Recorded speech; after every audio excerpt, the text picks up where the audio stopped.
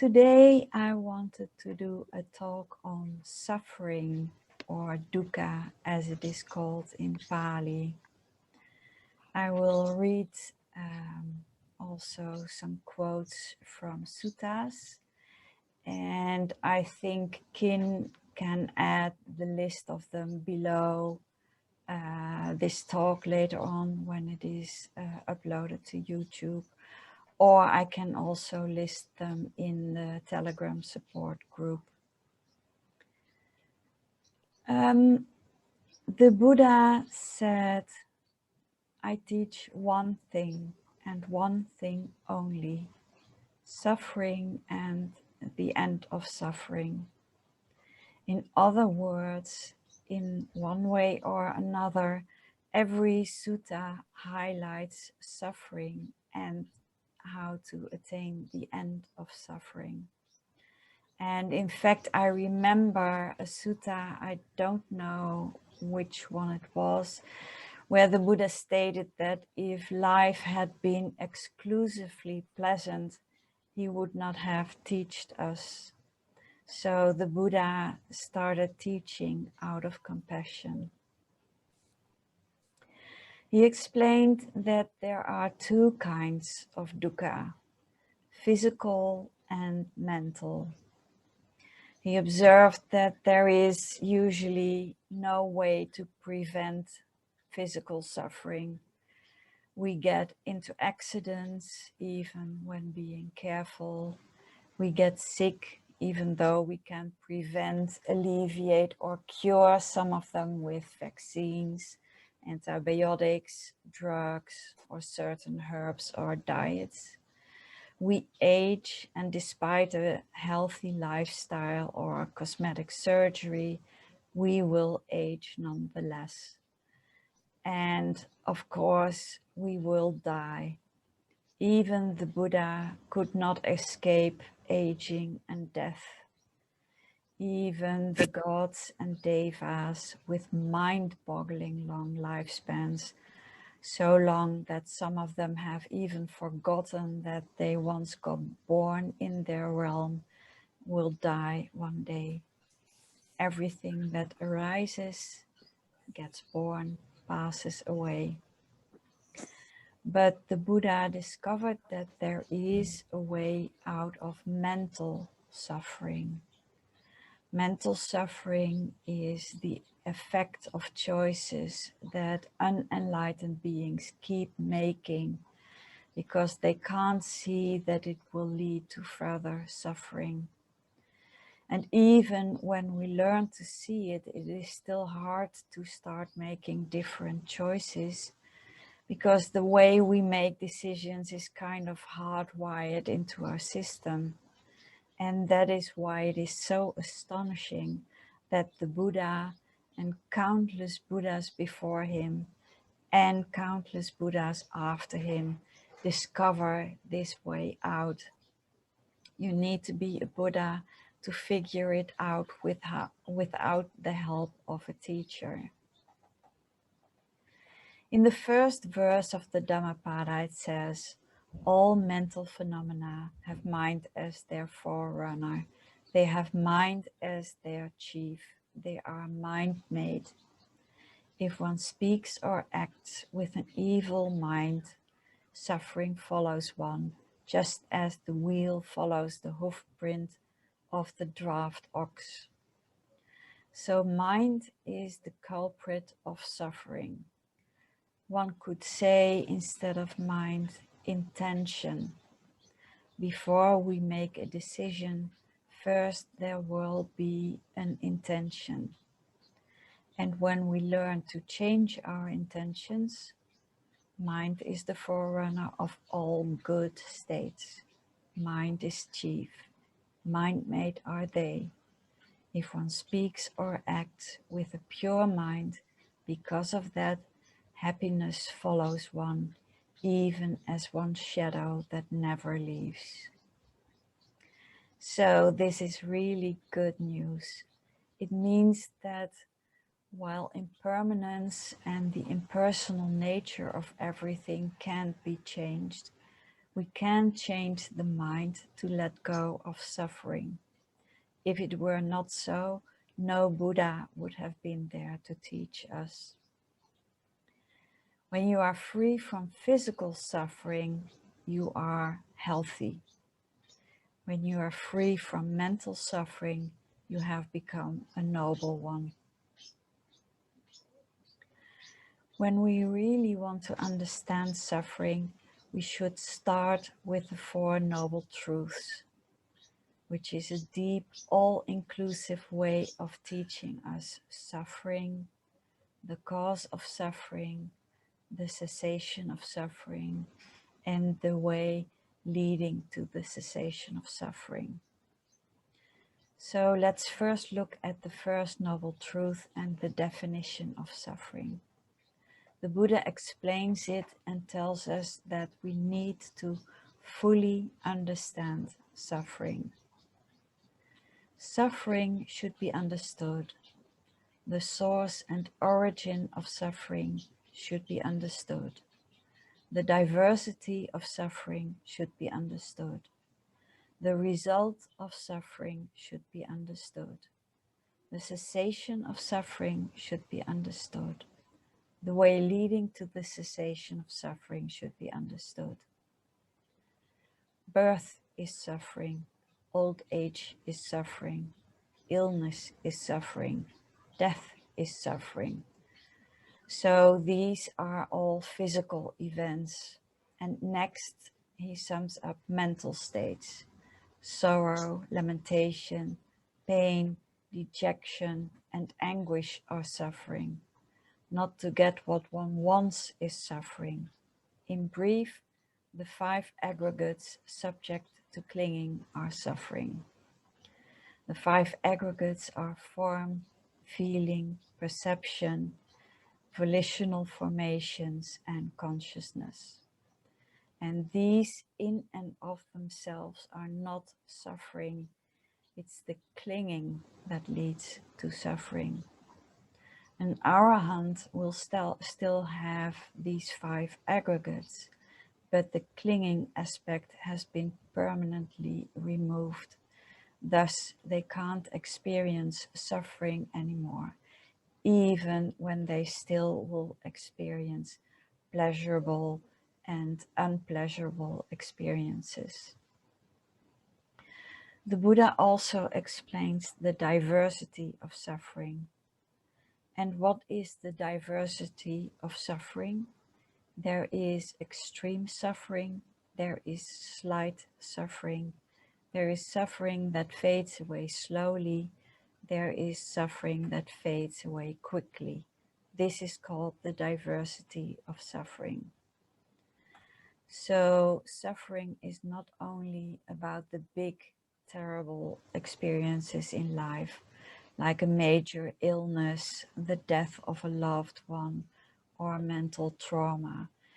It is everywhere, and we have many names for it, and I thought I look up a couple of those names, like stress, adversity, anguish, difficulty, discomfort, hardship, misery, pain, misfortune, ordeal, torment, affliction, distress.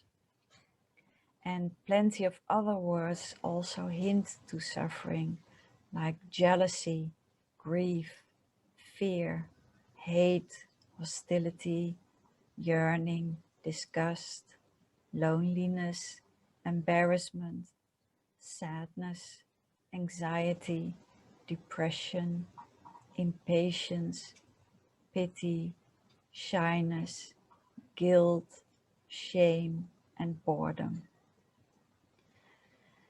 And even words that we associate with pleasant things actually include suffering, and often a lot of suffering when you think about it, like passion, love, pride, excitement, winning. The Buddha explains that even to have any thoughts is a form of suffering. As I abided thus, diligent, ardent, and resolute, a thought of non-ill will, so loving kindness, arose in me. I understood thus, this thought of non-ill will has arisen in me. This does not lead to my own affliction, or to others' afflictions, or to the affliction of both. It aids with wisdom, does not cause difficulties, and leads to nibbana. If I think and ponder upon this thought, even for a night, even for a day, even for a night and a day, I see nothing to fear from it. But with excessive thinking and pondering, I might tire my body. And when the body is tired, the mind becomes strained. And when the mind is strained, it is far from collectedness. So I steadied my mind internally, quieted it, brought it to singleness, and unified it. Why is that? So that my mind should not be strained. So this is quite interesting, because when you are striving to meditate and striving to attain a peaceful state of mind, this is the opposite of what the Buddha is telling us, because he says when you meditate, you calm the mind down and you will not suffer. The Buddha says about the result of suffering, here someone overcome by suffering, with a mind obsessed by it, sorrows, languishes, and laments. They weep, beating their breast, and become confused. Or else, overcome by suffering, with a mind obsessed by it, they embark upon a search outside, saying, who knows one or two words for putting an end to this suffering? Suffering, I say, results either in confusion or in a search. This is called the result of suffering. And in the Upanishad Sutta, which Delson discussed here just a few weeks ago, it explains how this search can lead to Nibbana. In another sutta in the Samyutta Nikaya, it says, because there are these three kinds of suffering. What three? Suffering due to pain, suffering due to formations, suffering due to change. For instance, I started this talk with a quiet background, and now I have two screaming birds. So these are the three kinds of suffering. The Noble Eightfold Path is to be developed for direct knowledge of these three kinds of suffering, for the full understanding of them, for their utter destruction, for their abandoning. So suffering due to pain is the one we usually associate with suffering.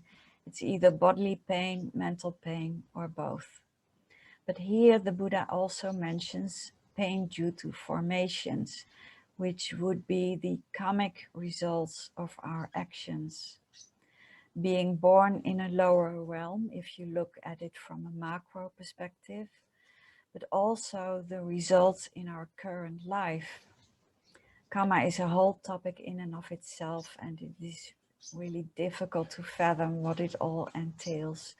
But it could pop up in the way of a small hindrance, or to name a random few, in the way of being poor, or having a short lifespan, or how much influence we have on other people, or feeling anxiety.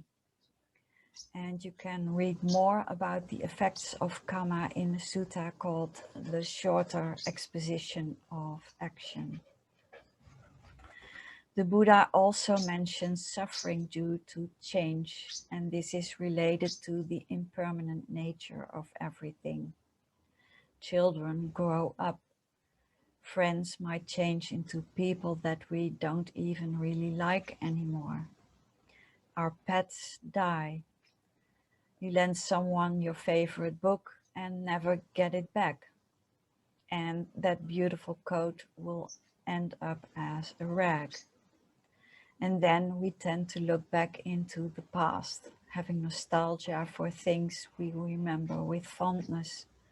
But that looking back is actually not a really pleasant experience. It creates even more suffering and pain, brings up more pain because we look back at something that we don't, that we know that it doesn't exist anymore in that state.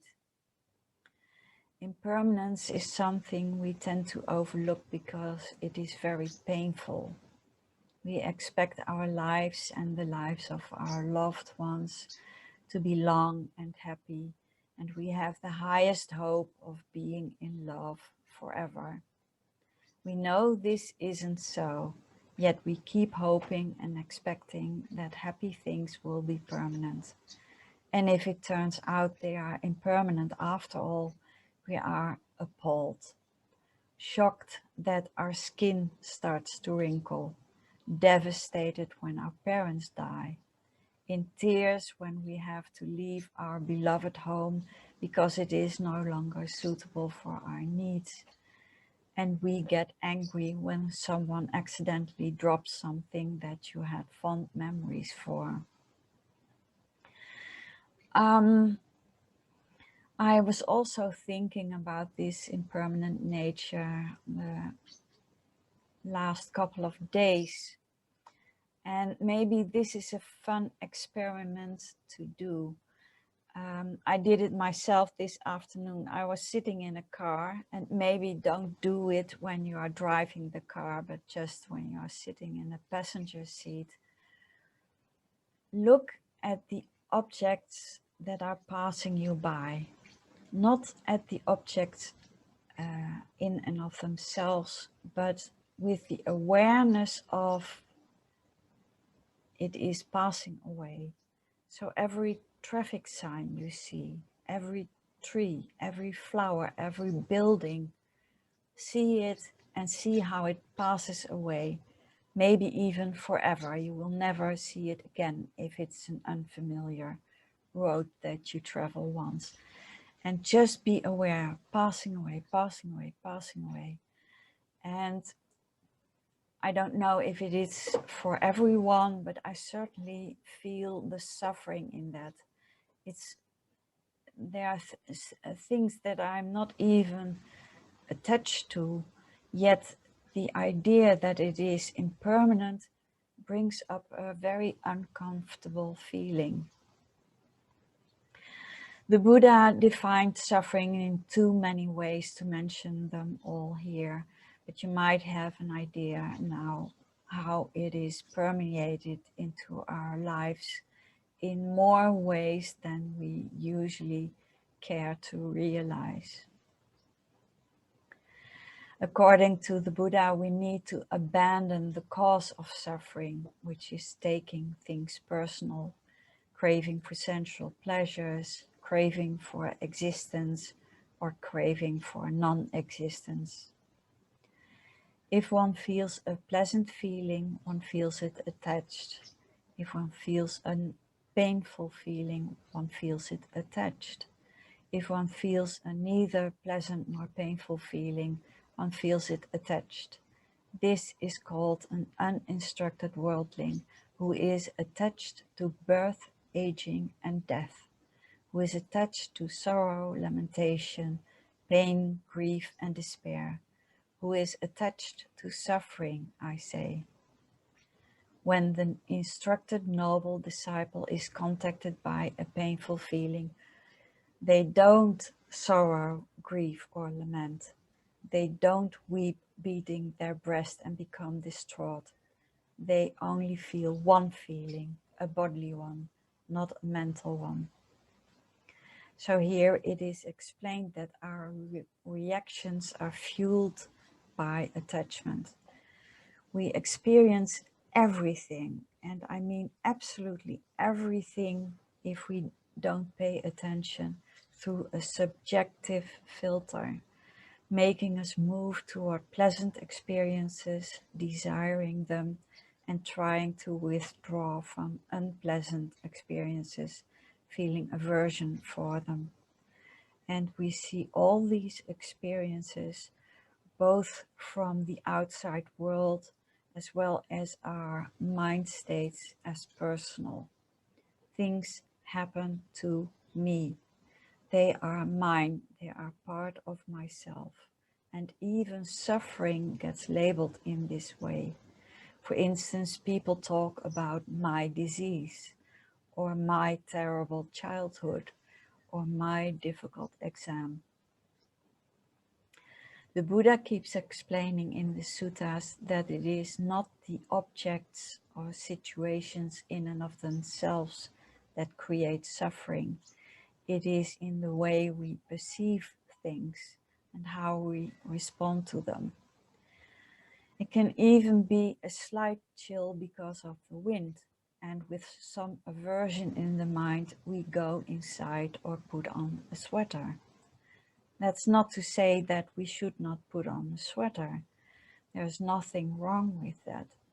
But we can put it on without having aversion for the type of weather, saying how this should not be the time for it to be so cold, or worrying about our holiday next week and hoping the weather will be nice at that time. Another major reason of having stress and suffering is by comparing ourselves with others. And the Buddha explicitly states that we should not think that we are better, worse, or even equal compared to someone else. Because as soon as there is the idea, the view of an I versus someone else, there will be suffering there. This division is clearly visible in the craving for views. We all have certain views, and most of them are quite small, like, oh, you don't like coffee, and other views are big, for instance, political or spiritual views. When people have different views than our own, we often get emotional, angry, upset, and don't even really listen to the other anymore. We divide people into groups of people belonging to an us with shared views, to the exclusion of people that don't share our views. Once there is the slightest inkling of desire or aversion, or the sense of an I that experiences things, there is craving present. And craving leads to clinging, which is the stories about why we like or dislike. And this gets ingrained into our personalities, meaning the link of being, or like Bhante Vimalaramsi calls this, habitual tendencies. And this will lead to suffering, further suffering, when we don't do anything about it. So there is suffering because we attach to experiences, whether they arise from the outside world or from the mind itself. It does not matter whether the experience is pleasant, unpleasant, or neutral. As long as we are not an arahant, a fully awakened one, we experience almost everything through a filter of wrong view. We misunderstand reality. We either like things, dislike things, and even if we don't care about them, as in neutral feeling, we still have the perspective of an I that has that experience, and a sense of ownership of the object, whatever it is. It may be my dad, my country, my thoughts, my food, or my headache. And even before a sense contact arises, the links in dependent origination that come before it are already fettered from the very beginning. Maybe you remember how Delson addressed this a week ago by explaining how the formations themselves are already fettered. It's like we have permanently sunglasses on, and even before we actually see something, we already have these glasses on, so everything will be colored even before it arose. And these glasses we also have on, so to speak, for all other senses, including the mind itself.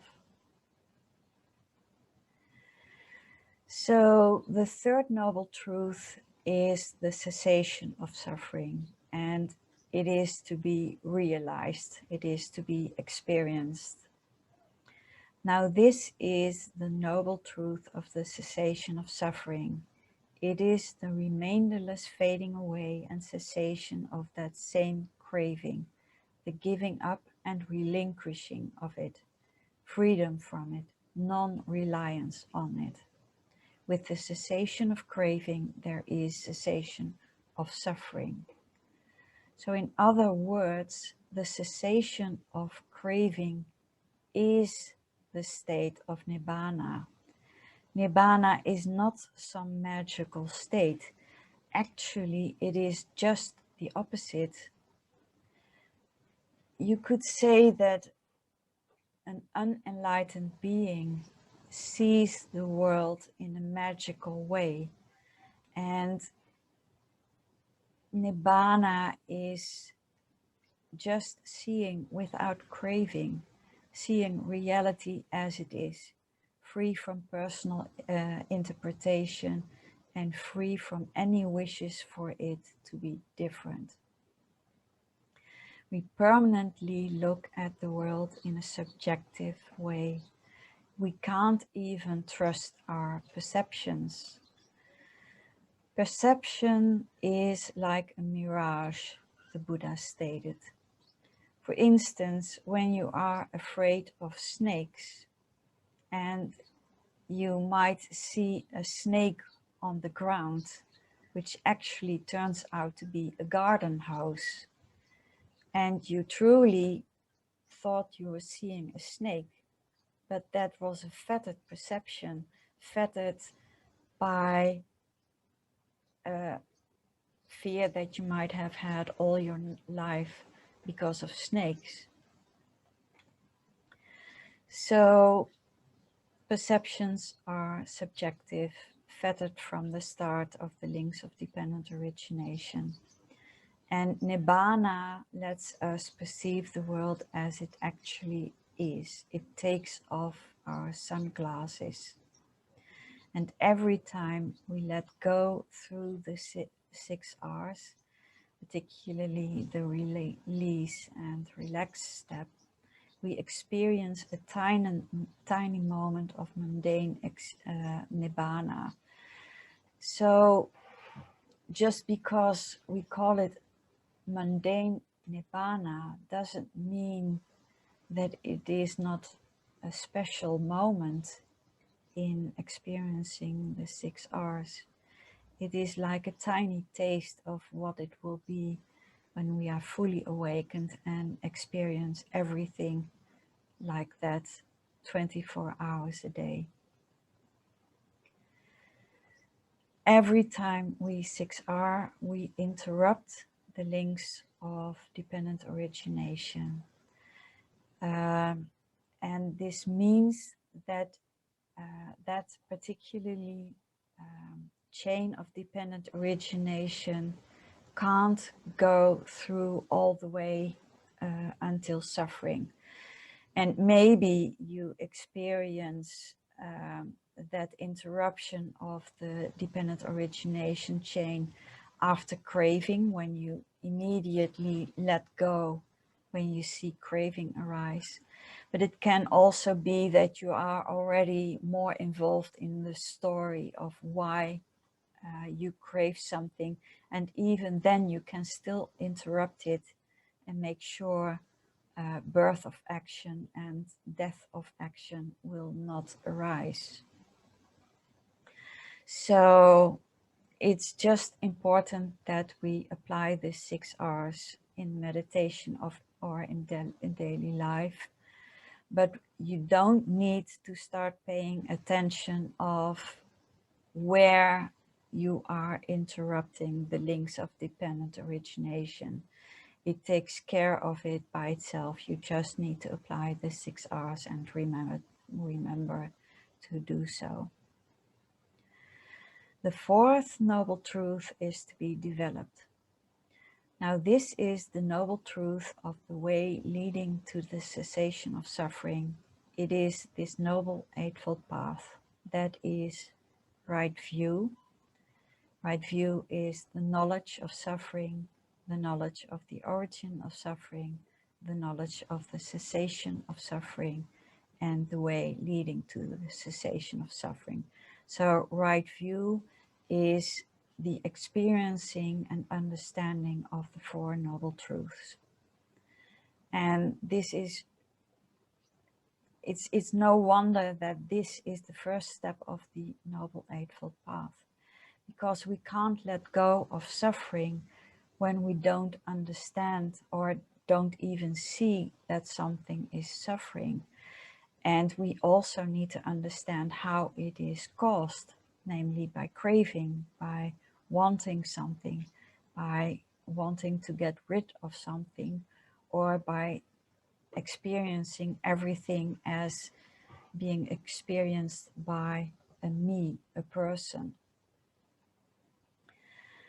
So initially, we will learn about the Four Noble Truths through suttas, or like hearing Dhamma talks like this and reflecting on it.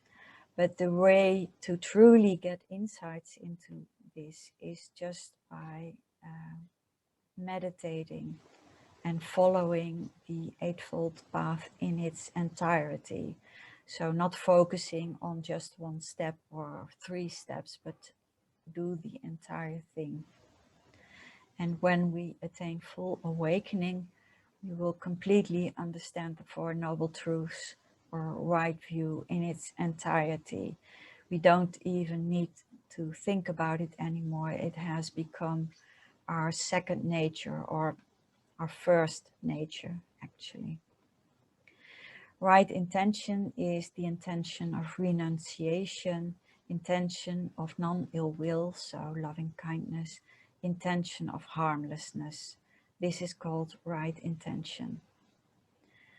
Right speech is abstinence from false speech, divisive speech, harsh speech, so cursing, for instance, and abstinence from idle chatter. This is called right speech, and this is one of the 5 basic precepts. Right action is abstinence from the destruction of life, of harming life, abstinence from taking what is not given, and abstinence from sexual misconduct. This is called right action, and you might recognize the first 3 of the 5 basic precepts. So the only precept that is not mentioned in the Noble Eightfold Path from those 5 is the precept of abstaining from intoxicants.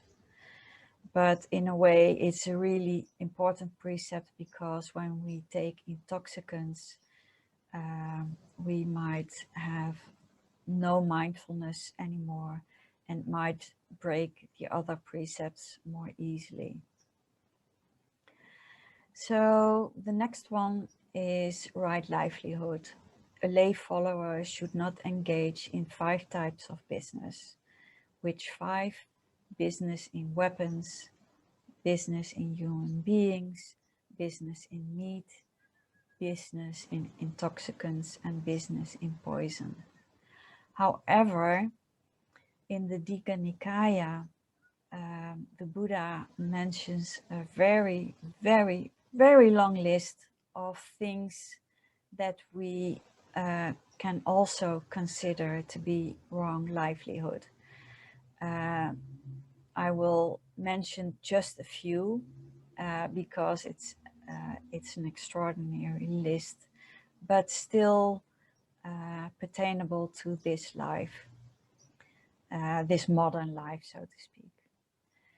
Whereas some contemplatives and Brahmins living off food given in faith maintain themselves by wrong livelihood by such animal arts as reading omens and signs, interpreting celestial events like falling stars and comets, interpreting dreams, reading features of the body like phrenology, for instance, offering fire oblations, offering blood sacrifices, placing spells on spirits, poison skills, predicting lifespans, giving protective charms, casting horoscopes, determining lucky and unlucky gems, making their living by women, men, boys, girls, male slaves, female slaves, elephants, horses, cows,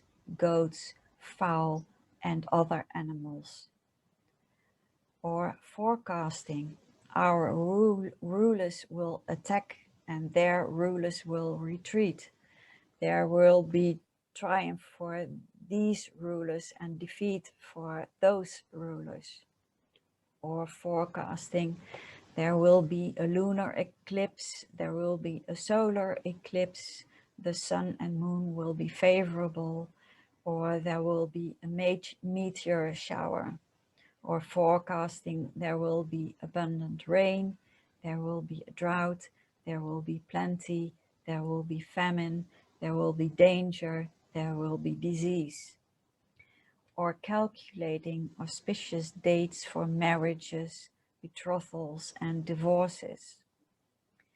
Or administering emetics, purchase from above, purchase from below, ear oil, eye drops, treatments through the nose, ointments and counter ointments, practicing eye surgery or extractive surgery, general surgery, pediatrics, administering root medicines and binding medicinal herbs. One abstains from wrong livelihood, from animal arts such as these. This too is part of one's virtue. So the Buddha doesn't specifically go into why all these things are considered wrong livelihood, but I could think of a few. Because one makes a living using all kinds of superstitions and earning money by preying on the emotions and worries in people, fueling fear, excitement, arguments between people and things like that. And as to why things are included that could be considered a huge part of modern medicine, doctors, for instance, my guess would be because there were and still are a lot of quacks that did not know what they were doing, and in this day and age still don't know what they are doing, or they are charging unreasonable amounts of money for their arts. Now we will get to the final three path factors, which all three taken together encompass our meditation practice. It starts with right effort. Here one generates desire for the non-arising of unarisen, evil, unwholesome states. One makes an effort, arouses energy, applies their mind and strives. One generates desire for the abandoning of arisen, evil, unwholesome states. One generates desire for the arising of unarisen, wholesome states. One generates desire for the maintenance of arisen, wholesome states, for their non-decay, increase, expansion, and fulfillment by development. One makes an effort, arouses energy, applies the mind and strives. This is called right effort. And you see that this is included in the application of the 6 R's. And often it is missing in other meditation practices. The 6 R's are just a modern tool to apply and to remember right effort in meditation. The next one is right mindfulness. And the Buddha explains this as the four foundations of mindfulness. So dwelling, contemplating the body in the body, ardent, clearly comprehending, mindful, having removed covetousness and displeasure in regard to the world. And having removed covetousness and displeasure in regard to the world actually refers to right effort. We use right effort to remove these. One dwells contemplating feelings in feelings, mind in mind, and phenomena in phenomena, ardent, clearly comprehending, mindful, having removed covetousness and displeasure in regard to the world. This is called right mindfulness. And the final one is right collectedness. The Buddha explains this as entering and dwelling in the first four jhanas, the rupa jhanas, secluded from sensual pleasures, secluded from unwholesome states, right effort again, so the 6 R's. This is called right collectedness.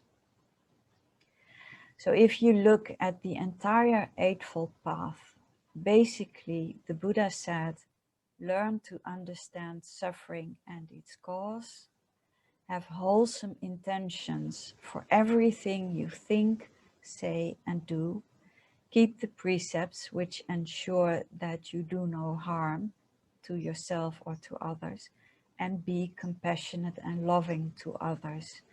And finally, he showed us the 3 tools to practice together meditation, to get the mind to calm down enough to observe what is happening while letting go of hindrances. And this way, you'll get the insights for yourself, which will lead to utterly understanding suffering and its cause, the cessation of suffering, and by letting go of unwholesome states, and how to do that, namely to practice the entire Eightfold Path. And this is the way to end suffering permanently. If we attain full awakening, we will still get sick, age, and die just like the Buddha.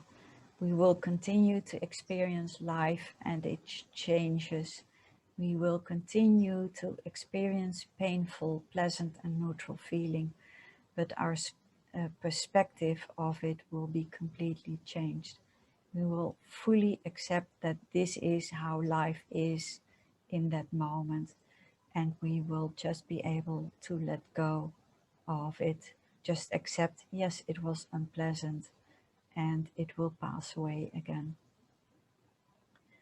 With this permanent change of perspective, we will no longer suffer from the 3 characteristics of existence, which are impermanence, the impersonal nature of everything, and suffering. We will live according to the laws of nature. And these laws of nature we call the Dhamma, but it's actually just like we accept gravity without taking it personal. Nibbana is nothing else than the absence of craving, a permanent change of perspective accompanied by the wisdom of having deeply understood it all for ourselves, and how we were able to attain this state, and how we can teach other peoples to attain these states as well. Through consistently practicing the 6 R's during meditation and in daily life, and keeping the precepts, doing no harm to ourselves and others, we will have less and less suffering, even long before we attain full awakening.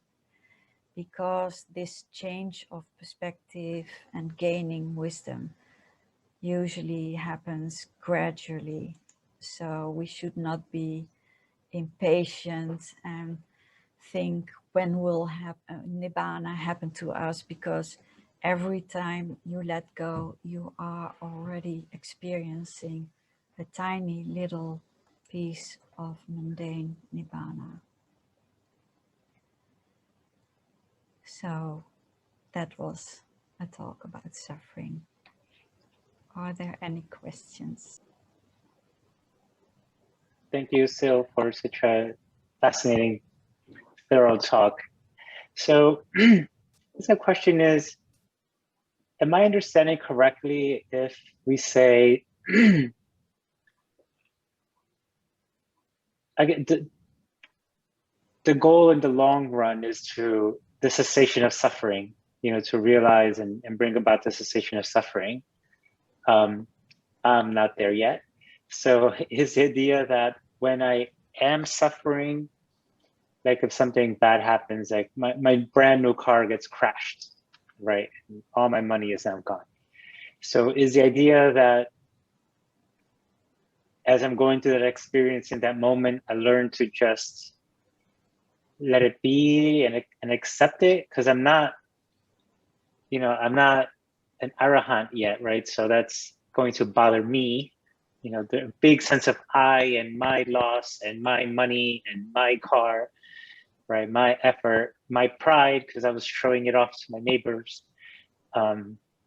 So since I'm not an arahant yet, if something like that happens, then I would have to just, I guess, like siksar, relax, accept that this is happening in this moment, and not try to figure out what's going to happen tomorrow or the day after. But is that the way that I would deal with my suffering that I'm causing myself in that moment? I'm just trying to, like, how do I manage it in that moment? Because I'm not an arahant yet.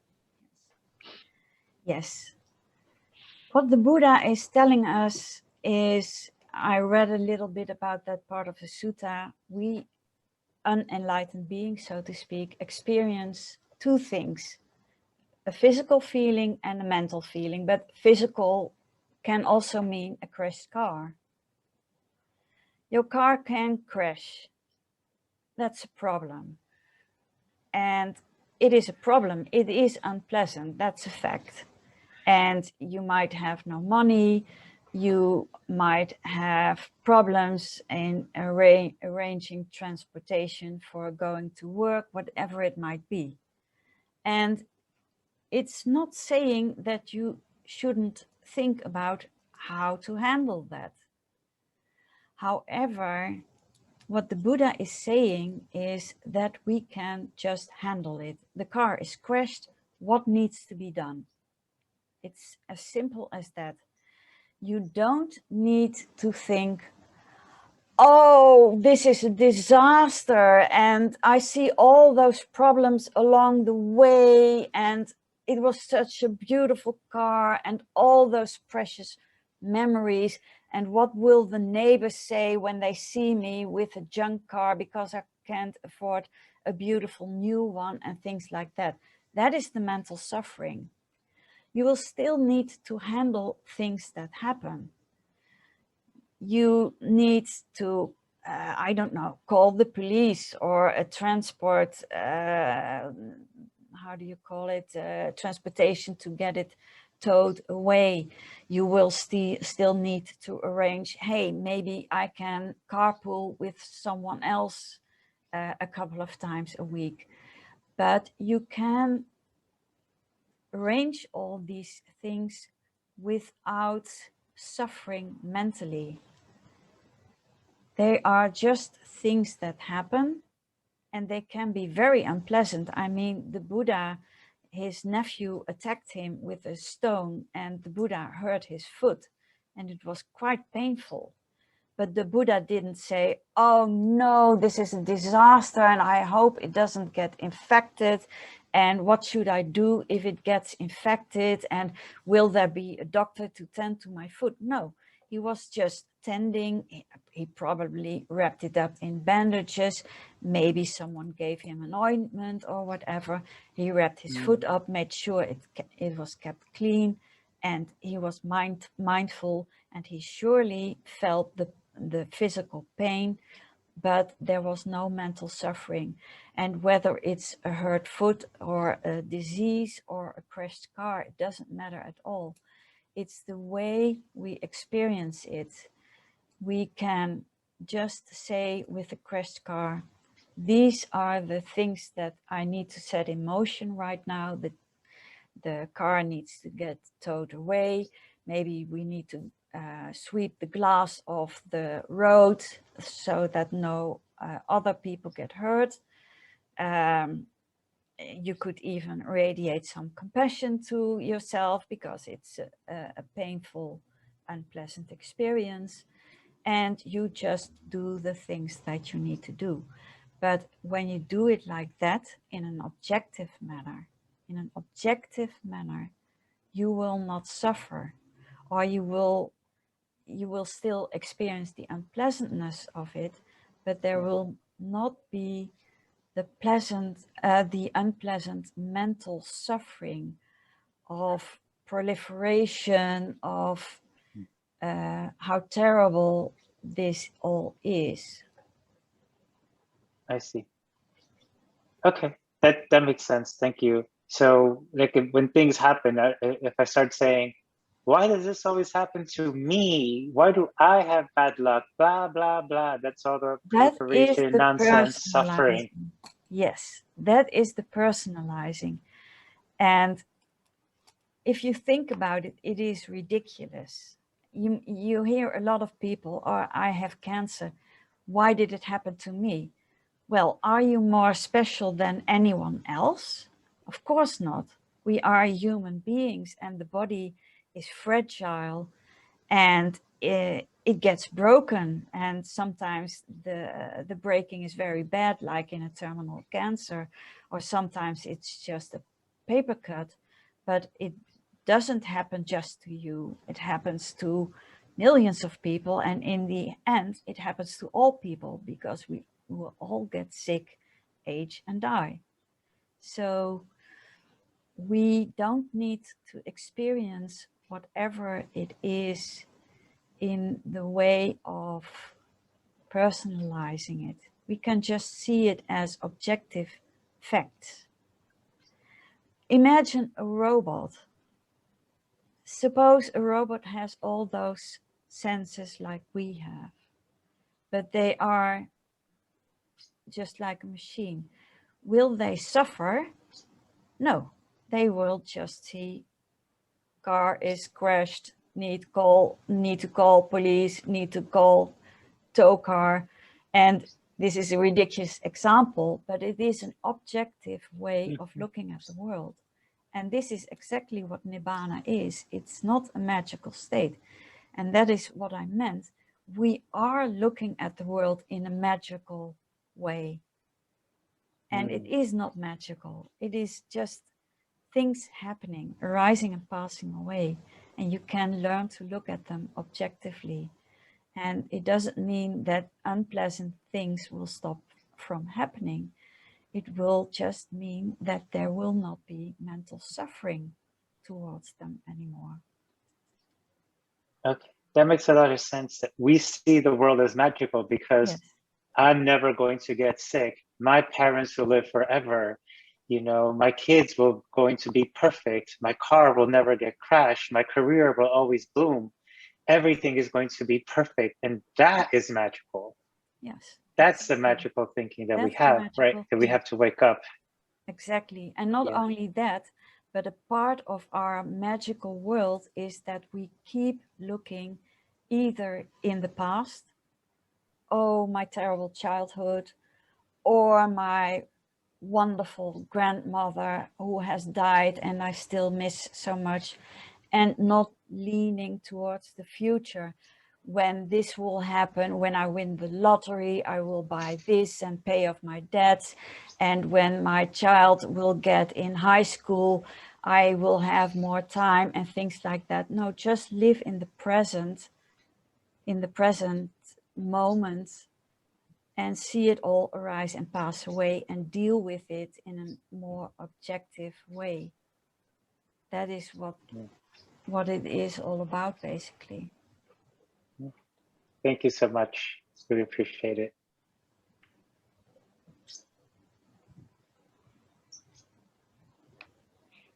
I really like one thing that from Ajahn Chah teaching in terms of that, like he said, if you know, he was showing the mug or glass, right? This is already broken. Yes. You treat it that way, it's because it's from impermanence, right? It's already broken. You would take a good care of it, you use it, but when it's actually time comes to broke, you let it go, Yes. right? Yeah. So that's a mindset that we all have to, you know. Yeah. In fact, I remember a really funny story because there was a woman who was a Buddhist, and she also had heard this teaching from Ajahn Chah.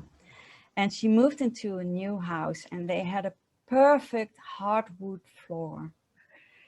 And she realized that she would worry that it would get scratched because she had children and dogs and things like that.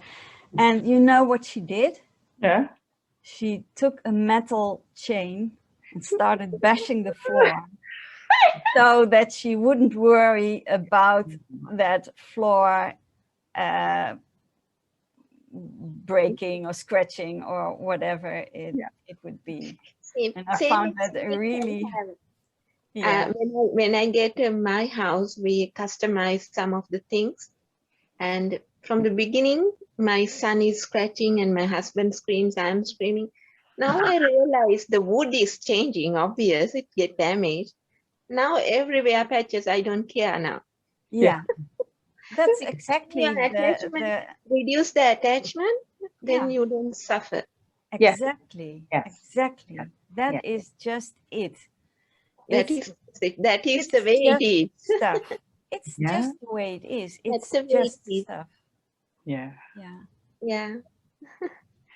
Now I don't suffer for anything changes in the house. I recently bought, I don't know whether I told you, I was really like the wood stuff.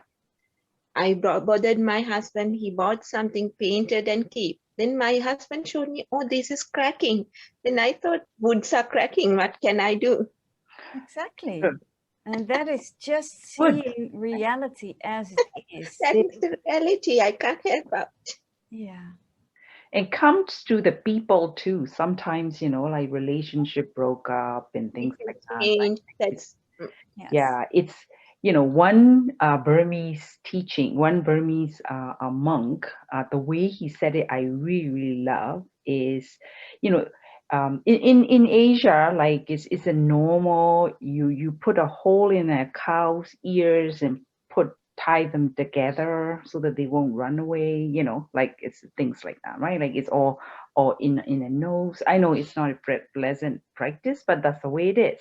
Yeah. So his example was, I think it must have been coming from one of the sutta too. I imagine it's like if you like black cow and white cow, you are tying up in their ears with a rope. And then white cow thinks, oh, because of this black cow, I can't go anywhere. Black one thinks, oh, because of this white one, I can't go anywhere. Actually, it isn't. You know, it's not because of the black cow or white cow. It is the tide between the two.